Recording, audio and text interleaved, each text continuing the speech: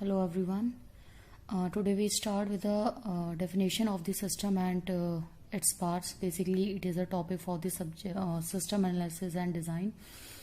Here we basically the system definition is the correlation of the interrelation of the procedures or the components within one business unit. Basically, it consists the system. Okay, suppose we consider with the computer. So it consists the components CPU, UPS, mouse, keyboard, device. So it contain a complete system for working an objective to complete the user's desires, right? And it also has the some characteristics to something like taking input from the users, produce the output for the users, making the user friendly environment, and also produce some useful results that reduces the manual power of the or the manual efforts for automatic the machines or the system for completing a desired objective, right? So it consists the components. Basically, it has the 8 components. Interrelated components, it means the dependence of one system or one part of the system to on another. Second is the boundaries. Basically, there consists some limits for the system to interact with the outside environment. Then third is the purpose of the system, that what is the overall objective or the goal or the one function to produce and result for an system. Then another is environment. Environment is basically the external things to which the system will interact. Then interface is the point of contact or the point of line where the system meets its environment or to another external interfaces. Constraints are the time limit to which the system can accomplish its goals. Input are the information that enters into the system for processing. Basically, the data we enter or the user input into the system to produce an output. Then 8 is output. Output are the results to the users. Characteristic of the system, there are basically 5 types of characteristics: organization, interaction, interdependence, integration, and the central objective.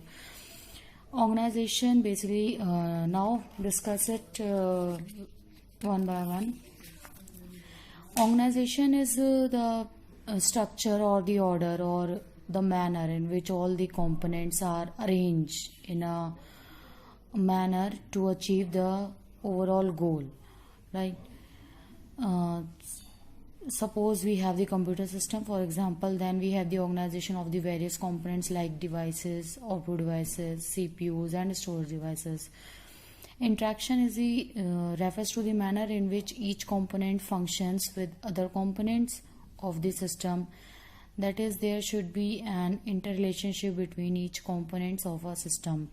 It means it is the communication in the manner in which each component do its action with other components in a system, in a overall system, to achieve the common objective by dependency of the or the interrelationship between the each component of the system. For example, in an organization there should be an interaction between purchase department and the production department. So basically, there is a organization in a system, purchase department and the production department, 2 separate departments, and there is an interrelationship or interaction for sales department or to promote the sales for the business. So this is the interaction between the 2 components of the business. Third is interdependence. Basically, this is very important for the system, because if we don't have the interdependence between the components in a system, then we can't achieve the objective in a particular system.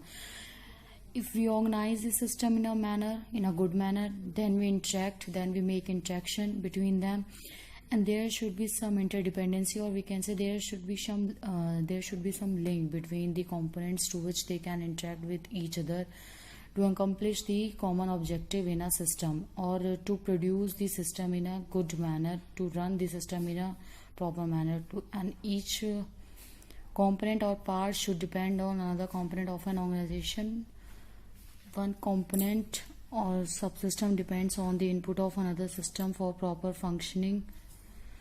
That is, the output of the one system is required input for another subsystem.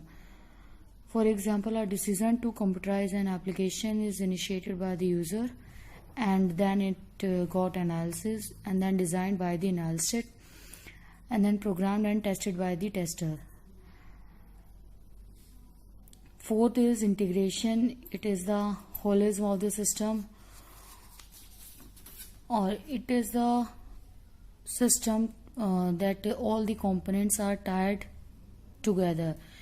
It is considered with the achievement of the common objective of the organization.